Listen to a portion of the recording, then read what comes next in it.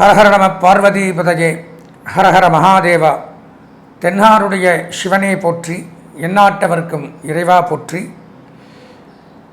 மண்ணுலகத்தினில் பிறவி மாசற எண்ணிய பொருள் எல்லாம் எளிதில் முற்றுற கண்ணுதர் உடையதோர் களிற்று மாமுக பன்னவன் மலரடி பணிந்து போற்றுவாம். வக்ரதுண்ட மகாகாய சூரியகோடி சமப்பிரப நிர்விக்னம் குருமே தேவ சர்வ காரியேஷு சர்வதா. அன்பார்ந்த எங்களுடைய குபேரன் தொலைக்காட்சி நேயர்களுக்கு உங்களுடைய ஜோதிட ஆச்சாரியர், ஜோதிட குரு, ஜோதிட வழிகாட்டி சிவஸ்ரீ டி சரவணமாணிக்க சிவாச்சாரியர், முதல்வர், காஞ்சி காமகோடி பீடம் வேத சிவ ஆகம பாடசாலை, சங்கரமடம், அலைபேசி 9865098370, அடியனுடைய பணிவான வணக்கங்கள் மற்றும் ஆசீர்வாதங்கள். அன்பார்ந்த எங்களுடைய தொலைக்காட்சி நேயர்களுக்கு முதற்கண் வணக்கங்களை தெரிவித்துக் கொண்டு, நாம் காண இருக்கக்கூடிய இந்த பதிவு அப்படின்னு பார்த்தோம்னால், அதாவது உங்களுக்கெல்லாம் தெரியும், நவக்கிரகங்கள் 9, ராசிகள் 12. அப்படி இந்த 9 கிரகங்கள் சூரியன், சந்திரன், செவ்வாய், புதன், குரு, சுக்கிரன், சனி, ராகு, கேது. ராசிகள் மேஷம், ரிஷபம், மிதுனம், கடகம், சிம்மம், கன்னி, துலாம், விருச்சிகம், தனுசு, மகரம், கும்பம், மீனம், இப்படி 12 ராசிகள். இப்போது நமக்கெல்லாம் எப்படி சொந்த வீடு இருக்கோ அந்த மாதிரி இந்த கிரகங்களுடைய வீடு அப்படின்னு பார்த்தோம்னா, இந்த 12 ராசிகளில் ஒவ்வொரு ராசிகளும் ஒவ்வொரு கிரகங்களுக்கு சொந்த வீடு அப்படின்னு சொல்லுவாங்க. அப்படி பார்க்கும் பொழுது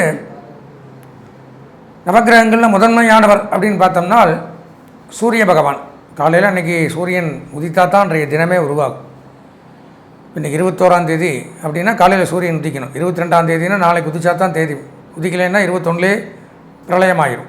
இப்போ சூரியன் முதல் தெய்வம். மாலையில் சந்திரன், அவர் உதிச்சா தான் நமக்கு இருட்டு வரும், அந்நிய தேசங்களுக்கு வெளிச்சம் கிடைக்கும்.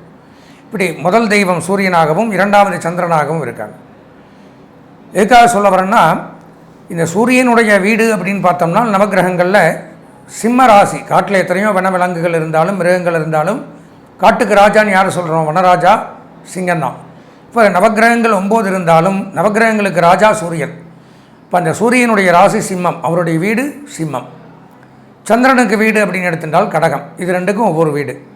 அதுக்கப்புறம் வரக்கூடிய 5 கிரகங்களுக்கு 2 வீடு. சூரியன் 1, சந்திரன் 1, 2 ஆயிடுத்து. I2 10, 12 ஆயிரும். செவ்வாய்க்கு மிதுனம், மேஷம், விருச்சிகம். புதனுக்கு மிதுனம், கன்னி. குருவுக்கு தனுசு, மீனம். சுக்கிரனுக்கு ரிஷபம், துலாம். சனிக்கு மகரம், கும்பம். ராகு கேதுகளுக்கு வீடு கிடையாது. தற்சமயம் எந்த ராசியில் அவங்க இருக்காங்களோ அந்த ராசி அப்படிங்கிறது அவங்களுக்கு சொந்த வீடாக கருது. இதுக்காக சொல்ல வரேன்னா, சொந்த வீடு அப்படின்னு எடுத்துட்டால் நமக்கெல்லாம் சொந்த வீடுன்னா 24 மணி நேரம் நம்ம வீட்டிலேயே சொந்த வீடுன்னு யாரும், ஐயோ என்னோடய ஜன்னல், என்னோடய கதவு, என்னுடைய நிலம்னு யாரும் அதையே பிடிச்சுன்னு இருக்கிறதில்ல. பல வேலைகள் காரணமாக வெளியில் போகிறோம், வெளியூர் போகிறோம், நல்லது கெட்டது உத்தியோகம், பல அளவுகள் காரணமாக வீட்டை விட்டு வரோம், நைட் தங்குறோம், போகிறோம் வரோம், மறுபடியும் இந்த மாதிரி வெளியூர் போனாலுமே எப்போ வரோம் அப்படிங்கிறதுக்கு கால அவகாசம் இருக்குது. ஒரு திருமணத்திற்கு வெளியூர் போகிறோம், சென்னையிலேருந்து கோயம்புத்தூர் போகிறோம், யாரோ நம்மளை பார்க்க வராங்க, வீட்டில் கேட்குறாங்க, ஐயா இல்லைங்களா அப்படின்னு கேட்கும்போது அவர் கோயம்புத்தூர் போயிருக்காரு, சென்னை போயிருக்காரு, வரக்கு 2 நாள் ஆயிரும், 2 நாளில் வந்துடுவார் அப்படிங்கிறப்போ அளவு 2 நாளுங்கிறது இருக்குது. அதே மாதிரியே கிரகங்களும் தன்னுடைய சொந்த வீட்டை விட்டு மற்றொரு ராசிக்கு பிரவேசிக்கிற காலங்கள் அளவு அப்படிங்கிறது தான் இதில் முக்கியம். அப்படி பார்க்கும் பொழுது அதிகப்படியாக ஒரு ராசியில் தங்கக்கூடிய கிரகங்கள் 4 மட்டும்தான் நவகிரகங்கள். அது யாருன்னு பார்த்தோம்னா, 1 சனி பகவான் 2.5 வருஷம் ஒரு ராசியில் தங்குறார். 2வது ராகு கேது 1.5 வருஷம் ஒரு ராசியில் தங்குறாங்க. 3வது குரு பகவான் 1 வருடம் ஒரு ராசியில் தங்குறாரு. சூரியன் 1 மாதம், சந்திரன் 2.5 நாள், செவ்வாய், புதன், சுக்கிரன் எல்லாம் மாதக்கணக்கு. அதனால தான் இந்த சனி, ராகு, கேது, குரு இவங்க 4 பேர் மட்டும் முக்கியத்துவம் கொடுத்து கோயிலாக இருக்கட்டும் அல்லது ஒரு டிவி சேனலாக இருக்கட்டும், ஒரு பேப்பராக இருக்கட்டும், இவங்க பயிற்சியாகிறத மட்டும் குரு பயிற்சி, சனி பயிற்சி, ராகு கேது பயிற்சி அப்படின்னு கொண்டாடுறோம். ஏன்னு பார்த்தோம்னா, அதிகப்படியாக நல்லதை செய்பவர்களும் இந்த 4 கிரகங்கள் தான், அதிகப்படியான கெடுதலை செய்ததும் இந்த 4 கிரகம் தான். பொதுவாக 9 கிரகங்களுமே பயிற்சி ஆகுது. ஆனால் சிறு காலங்கள் இருக்கிறதுனால நல்லது கெட்டது சீக்கிரம் முடிஞ்சிருது. அதிகமாக ஒருத்தரை தொந்தரவு படுத்துறது அப்படின்னு பார்த்தோம்னா சனி, ராகு, கேது, குரு அதிக நன்மை செய்யக்கூடிய கிரகம் அதுதான். அதனால தான் இதை நம்ம நம்மளுடைய தொலைக்காட்சி சேனல்கள் எல்லாம் இவங்க பயிற்சி ஆகும் பொழுது நாம் வந்து அதனால் இந்த 12 ராசிகளுக்கும் என்னென்னலாம் நன்மை தீமைகள் நடக்கும் அப்படிங்கிறது வந்து நம்மளுடைய நேயர்களுக்கு முன்கூட்டியே நம்ம எச்சரிக்கையாக இவங்களுக்கு நல்லா இருக்குது, இவங்க இந்த பரிகாரங்களில் கலந்துக்கணும், இப்படியெல்லாம் நம்மளுடைய தொலைக்காட்சி மட்டும் இல்லாமல் இப்போ எல்லாருமே அதை வந்து சொல்கிறதுக்கு காரணம், இது பேர் கோச்சாரம்னு பேர், நல்லா தெரிஞ்சுக்கணும். கோன்னா கிரகங்கள், சாரம்னா நகருதல். கிரகங்கள் பயிற்சியாவது பேர் கோச்சார பலன், பொதுப்பலன். இப்போ போராட நட்சத்திரம் தனுசு ராசின்னு வச்சுக்கோங்க, அதில் வந்து நாம் ஒருத்த மட்டும் இருக்க மாட்டோம், பல கோடி பேர் இருப்பான், அவனுக்கெல்லாம் பொது பலன்கிறது தான் கோச்சார பலன். அதுபோக அவங்களுடைய இண்டிவிஜுவல் சொந்த ஜாதகம் அப்படிங்கிறது இருக்கும், அதை பார்த்து பலன்கள் 100% தெரிஞ்சுக்கலாம். இப்போ நம்ம இந்த பதிவின் மூலம் என்ன பார்க்குறோம் அப்படின்னா, வரப்போகிற மங்களகரமான சோபகிருத வருடம் சித்திரை மாதம் 9ஆம் நாள் 22/4/2023 ஏப்ரல் 22 சனிக்கிழமையன்று ஸ்ரீ குரு பகவான் மீனம் ராசியிலிருந்து மேஷம் ராசிக்கு பயிற்சியாகிறார். இது குரு பயிற்சியின் பேர். இப்போ குரு பகவான் மீன ராசியிலிருந்து மேஷ ராசிக்கு பயிற்சியாகும் பொழுது 12 ராசிகளுக்கும் என்னென்ன நன்மை தீமைகளை செய்வார், யார் பரிகாரங்கள் பண்ணிக்கணும், யாருக்கு கடந்த ஆண்டை விட இந்த ஆண்டு சிறப்பாக இருக்குது அப்படிங்கிறதையெல்லாம் பற்றி தான் நம்ம இந்த பதிவின் மூலமாக நம்ம பார்க்குறோம். அதுக்கு முன்னாடி நம்ம நவகிரகங்களில் குரு பகவானுடைய சிறப்பு அப்படிங்கிறத பார்க்கணும். பொதுவாக இந்த குரு அப்படிங்கிற வார்த்தை வடமொழி சொல், சம்ஸ்கிருத சொல். அதற்குண்டான 2 எழுத்து தான் கு ரு. அதுக்குண்டான அர்த்தம் அப்படின்னா இருளை போக்குபவன் அப்படிங்கிறதுக்கு அர்த்தம். குருனா இருளை போக்குபவன். பொதுவாகவே அது வந்து ஒரு அறியாமையை நீக்கக்கூடியவர். டீச்சருக்கு பேர் சமஸ்கிருதத்தில் குரு தானே, ஆச்சாரியன்னு சொல்கிறோம். அப்போ நமக்கு தெரியாததை போக்கக்கூடியவர் குரு. இப்போ நவகிரகத்தில் அவருக்கு என்ன வேலை அப்படின்னு பார்த்தோம்னா, ப்ரஹஸ்பதின்னு ஒரு பேர் உண்டு அவருக்கு. ப்ரஹத் அப்படின்னா பெருசு, பதினா தலைவன், பெரிய தலைவன். நவகிரகங்களில் பொன்னவன், தமிழில் பொன்னவன்னா இந்த சொர்ணம் தங்கம் இருக்கு, பொன் சொல்கிறோமில்ல, இந்த பொன் தங்கத்துக்கு அவர் தான் அதிபதி. பொன் பொருள் ஆடை ஆபரணங்கள் இதெல்லாம் குரு இருக்கணும். ஒருத்தனுக்கு வந்து வாழ்க்கையில் திருமணம் வேணும், வசதி வாய்ப்புகள் வேணும், குழந்தை பாக்கியம் வேணும் அப்படின்னால் குரு இருந்தால் மட்டுமே இதெல்லாம் கிடைக்கும். அதான் குரு பார்க்க கோடி நன்மை, குரு பார்த்தால் கோடி நன்மை உண்டாகுமா.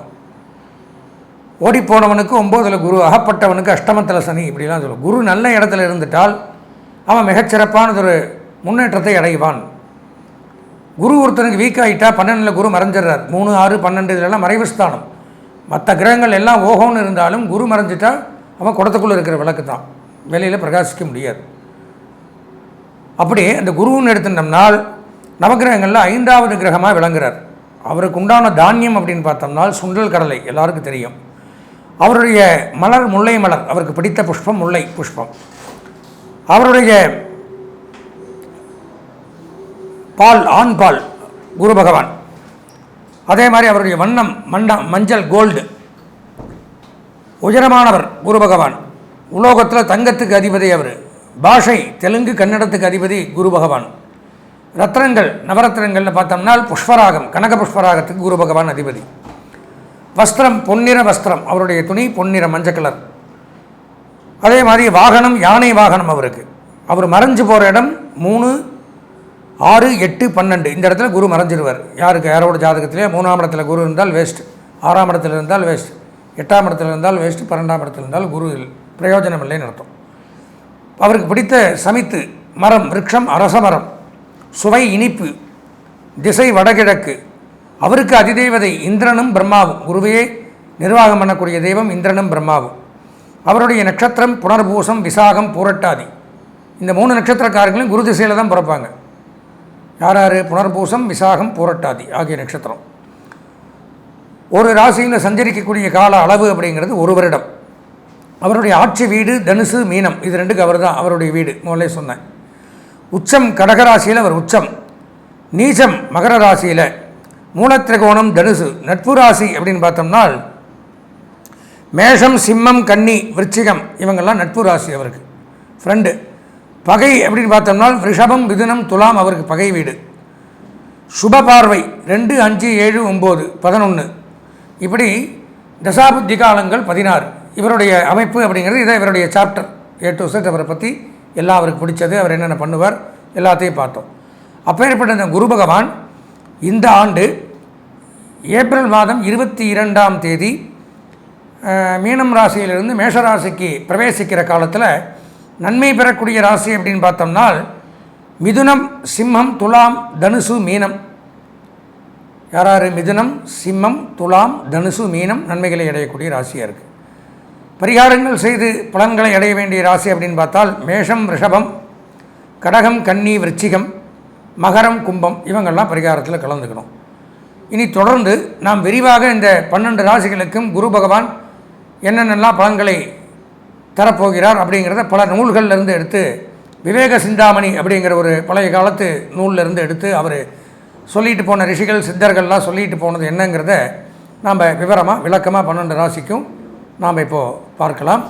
அன்பார்ந்த உத்திரம், ஹஸ்தம், சித்திரை ஆகிய நட்சத்திரத்தில் பிறந்த கன்னிராசி நேயர்களுக்கு வரப்போகிற 22/4/2023 சனிக்கிழமை என்று நடைபெற இருக்கக்கூடிய குரு பெயர்ச்சி, குரு பகவான் ஓராண்டு காலம் இந்த மீனராசியிலிருந்து மேஷராசியில் தங்கக்கூடிய இந்த குரு பயிற்சி அப்படின்னு சொல்லக்கூடிய குரு பயிற்சியின் மூலமாக தங்கக்கூடிய காலகட்டத்தில் மேஷராசியில் இருந்து கொண்டு நமது ராசியான கன்னிராசிக்கு 8ஆம் இடமாக விளங்கக்கூடிய இடத்துக்கு வர்றார். இப்படி 8ஆம் இடத்துல குரு பகவான் வரும் பொழுது கன்னிராசியான நமக்கு என்னென்ன பலாபலன்களை வாரி வழங்குவார் அப்படிங்கிறது தான் இந்த பதிவின் மூலமாக நம்ம பார்க்குறோம். அது ஜோதிட அரிச்சுவடி, ஜோதிட நூல்கள், விவேக சிந்தாமணி, பல சித்தர்கள், முனிவர்கள், ரிஷிகள் இவங்களால் சொல்லப்பட்ட கருத்தை தான் நாம் இப்போ சொல்கிறோம். இம்மை 8 வாலி பட்டம் இழந்ததும் நாடப்பா ஜென்மனுக்கு நமனால் கண்டம், நலம் தப்பும் பொருள் சேதம் அரசர் தோஷம், வாங்கவே வெகு பயமாம் விளைவு போமே அப்படின்னு சொல்கிறாங்க சித்தர்கள். இம்மை 8 வாலி பட்டம் இழந்தது. 8 குரு வரும்பொழுது வாலி ராஜா பட்டத்தை இழந்தார். ராஜாங்கிற பட்டத்தை ராமாயணத்தில் வாலி வருவார், சுக்ரீவன் வாலியெல்லாம் பட்டம் இழக்கிறார், அவருடைய ராஜ பதவியை இழக்கிறார். நாடப்பா ஜென்மனுக்கு நமனால் கண்டம், இந்த 8 வரும் பொழுது கண்டங்கள் ஏற்படும், தேவையில்லாத விரயங்கள், கண்டம், ஆயுள் கண்டம், உடல்நலக் கோளாறு, விபத்துக்கள், மருத்துவ செலவுகள், அந்த மாதிரிலாம். நலம் தப்பும், உடல்நலத்தில் நலம் இருக்காது. பொருள் சேதம், இருக்கிற பொருள் குறையும். அரசர் தோஷம், ராஜாங்க பயம், கவர்மெண்டில் பயம், சட்டம், நீதிமன்றம், காவல்துறை பிரச்சனைகளை சந்திக்கணும். விலங்குவே வெகு பயமாம், ரொம்ப பயம் உண்டாகும், அதனால் விளைவுகள் கடுமையாக இருக்கும் அப்படிங்கிறத இந்த பாடல் சொல்லும். அதனுடைய விளக்க உரை என்ன சொல்கிறாங்க அப்படின்னு பார்த்தா, செல்லும் வழியிலே கஷ்டங்கள், போகிற பாதையெல்லாம் கஷ்டம் உண்டாகுமா, நமக்கு இங்கே போனால் இது பிரச்சனை, சரி இதில் போய் பார்ப்போம் ஒரு தீர்வு உண்டாகுமா அப்படின்னு ஏங்கிட்டு இன்னொரு வழியில் போவோமா, அது அதை விட பாதையில் கஷ்டங்கள் உண்டாகும்.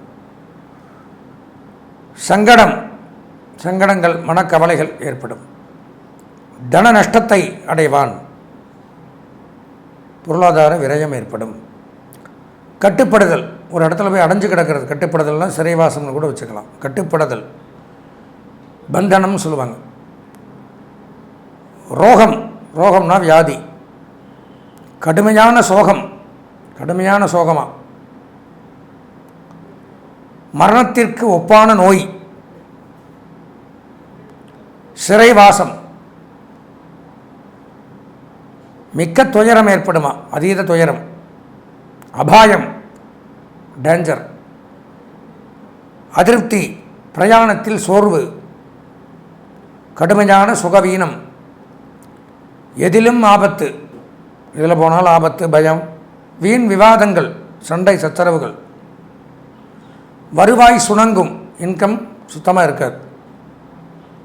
போட்டி வியாபாரம் அதிகரிக்கும், நம்ம ஒரு தொழில் பண்ணால் அதுக்கு போட்டியில் நம்ம கூட சேர்ந்து 10 பேர் சேர்ந்து அதையே பண்ணுவானுங்க. இப்போ என்ன இருக்கும், நமக்கு வரலைன்னாலும் அதாவது ஒரு பழமொழி இருக்குது, எனக்கு ஒரு கன்று போகிறான்னு பரவாயில்ல, அவனுக்கு 2 கன்று போகணும் அப்படின்னு, அந்த மாதிரி நடக்கும். அலைச்சல் அதிகரிக்கும். நண்பர் உறவினர்கள் விரோதம் ஏற்படும். செய்தொழில் உத்தியோகம் நஷ்டம் ஏற்படும். கைக்கு எட்டுவது வாய்க்கு எட்டாது, அதனால் புரிஞ்சுக்குங்க. கைக்கு எட்டுமா வாய்க்கு எட்டாது, சாப்பிடக்கூட முடியாது, கஷ்டம் ஏற்படும். திருட்டு பயம் உண்டாகும். ஏமாற்றப்படுவோம். பிறரால் வஞ்சிக்கப்படுவோம், துரோகிக்கப்படுவோம், செய்வினை, மாந்திரீகம் இந்த மாதிரிலாம் கூட நடக்குமா. நம்பி ஏமாறுவது, எதிரிகளின் வஞ்சகத்திற்கு ஆளாவது, வெட்டி வீம்புக்கு செலவு பண்ணுவோமா. அவன் பண்ணுறானே நம்மள்ட்ட இருக்கா இல்லையா, கடை வாங்கினாச்சு செலவு பண்ணுவோம், அந்த பந்தாக்காக செலவு பண்ணுறது. குலப்பெருமை குலைந்து போகுமா. நம்மளுடைய பாரம்பரியமான பெருமை சேர்த்து வச்சுருப்பாங்க அப்பா வரைக்கும், அதை அவருக்கு பிறந்த பையனாவன் அப்படின்னு குலப்பெருமையை அழிக்கிறது. சிரமம், கஷ்ட நஷ்டங்கள் ஏற்படும். இந்த மாதிரி பலவிதமான கஷ்டங்களை கொடுக்கக்கூடிய ஸ்தானத்தில் குரு பகவான் கன்னிராசிக்கு வராரு 8ஆம் இடத்துல. அதனால் கன்னிராசி அப்படின்னு எடுத்துட்டால் இந்த குரு பெயர்ச்சி அவசியம் பரிகாரத்தில் கலந்து கொள்ளக்கூடிய ஒரு ராசியாக விளங்குறீங்க. என்ன பரிகாரம் அப்படிங்கிறத நான் பின்னாடி சொல்கிறேன். ஏன்னா அந்த குரு பயிற்சி அன்னைக்கு நாங்கள் நமது நேயர்களுக்காக வேண்டி குரு பரிகார ஹோம பூஜைகள் செய்கிறோம். அதற்கு என்னுடைய தொலைபேசி எண்ணை நான் பின்னாடி பொதுவாக தெரிவிக்கிறேன். அதில் வாட்ஸ்அப்பில் பெயர், நட்சத்திரம் இதெல்லாம் அனுப்பிச்சுட்டு விலாசங்கள் அனுப்பி அதற்குண்டான கட்டணத்தை அனுப்பி அந்த ஹோமத்தில் சங்கல்பங்கள் செய்து குரு பகவான் தோஷம் முழுமையாக நீங்கி, அது மட்டும் இல்லாமல் இந்த வருடம் முழுவதும் வியாழக்கிழமை தோறும் குரு பகவான் ஆலயம் சென்று குருவுக்கு அர்ச்சனை வழிபாடுகள் செய்து வர நான் சொன்ன இந்த தோஷங்கள் விலகி நன்மைகள் சற்று அதிகரிக்கும் என்று கூறி குரு பகவான் அருளால் வாழ்வாங்க வாழ ஆசீர்வதித்து நேயர்களுக்கு நான் குரு பயிற்சியை பற்றி பேசினேன். இந்த குரு பயிற்சியில் சில ராசிகள் அவசியம் பரிகாரம் பண்ணணும் அப்படின்னு சொல்லியிருக்கேன். அது என்ன பரிகாரம், எந்தெந்த ராசிகள் எப்படி கலந்துக்கணும் அப்படின்னு பார்த்தோம்னா, இந்த குரு பயிற்சியாகின்ற அந்த 22/4/2023 சனிக்கிழமை என்று எங்களது ஆலயத்தில் ஸ்ரீ குரு பகவான் மூலமந்திர காயத்ரி மந்திர பரிகார சாந்தி ஹோமம் அப்படிங்கிறத செய்கிறோம். இதில் கலந்து கொள்ளக்கூடிய அவசியம் கலந்து கொள்ளக்கூடிய ராசி அப்படின்னு பார்த்தால் மேஷம் ராசி அஸ்வதி பரணி கிருத்திகை, ரிஷபம் ராசி கிருத்திகை ரோகிணி மிருகசீரிஷம், கடகம் ராசி புனர்பூசம் பூசம் ஆயில்யம், கன்னி ராசி உத்திரம் அஸ்தம் சித்திரை, விருச்சிக ராசி விசாகம் அனுஷம் கேட்டை, மகரம் ராசி அவிட்டம் திருவோணம் உத்திராடம், கும்பராசி அவிட்டம் சதயம் பூரட்டாதி. அதாவது மேஷம் ரிஷபம், கடகம் கன்னி, விருச்சிகம் மகரம் கும்பம், இந்த ராசி நேயர்கள் அவசியம் இந்த பரிகார பூஜைகளில் கலந்துக்கணும். எப்படி கலந்துக்கிறது அப்படின்னு பார்த்தீங்கன்னா, என்னுடைய தொலைபேசி எண்ணை நான் தெரிவிக்கிறேன். அதில் வாட்ஸ்அப், கூகுள் பே எல்லாமே இருக்குது. அந்த தொலைபேசி எண்ணுக்கு வாட்ஸ்அப்பில் ஒரு பரிகாரம், ஒருத்தருடைய பெயர் நட்சத்திரத்துக்கு ரூபாய் 201 மட்டும் நாங்கள் ஃபிக்ஸ் பண்ணியிருக்கோம். அந்த கூகுள் பேயில் அந்த 201 ரூபாயை அனுப்பிச்சிட்டு உங்கள் பேர் நட்சத்திரத்தை அனுப்பிச்சி வைக்கணும். கூட உங்களுடைய வீட்டு விலாசத்தை அனுப்பிச்சால் இந்த பரிகார ஹோமங்கள் செய்து உங்களுக்கு அதற்குண்டான விபூதி குங்கும பிரசாதங்கள், அந்த குரு பகவானுடைய கயிறு இதெல்லாமே நாங்கள் பிரசாதமாக கொரியரில் அனுப்பிச்சி வைப்போம். அப்போது வாட்ஸ்அப்பில் உங்களுடைய பெயர் நட்சத்திரம் அனுப்பி கூகுள் பேயில் பணம் அனுப்பிச்சு முன்பதிவு அப்படிங்கிறது பண்ணிக்கிறோம். அதற்குண்டான கட்டணத்தொகை ரூபாய் 201. என்னுடைய அலைபேசி எண் 9865098370 986509837 இது என்னுடைய தொலைபேசி எண். டி சரவணமாணிக்க சிவாச்சாரியர், முதல்வர், காஞ்சி காமகோடி பீடம், சங்கரமடம், வேத சிவாகம பாடசாலை. எனவே இந்த ராசி நேயர்கள் அவசியம் இந்த பரிகார யாகத்தில் கலந்துண்டு இந்த குரு பகவானுடைய மூலமந்திர ஹோமத்தின் மூலமாக இந்த கஷ்ட நஷ்டங்களிலிருந்து விடுபட்டு எல்லாம் வல்ல இறையர்கள் பெற்று வாழ்வாங்கு வாழ எல்லாம் வல்ல இறைவனை பிரார்த்தித்து விடைபெறுகின்றேன். நன்றி, வணக்கம். ஸ்ரீ குபேரன் டிவியை பார்த்தமைக்கு நன்றிகள். மேலும் இது போன்ற தகவல்களை தெரிந்து கொள்ள ஸ்ரீ குபேரன் டிவியை சப்ஸ்கிரைப் செய்யுங்கள். மறக்காமல் பெல் ஐக்கானை கிளிக் செய்யுங்கள்.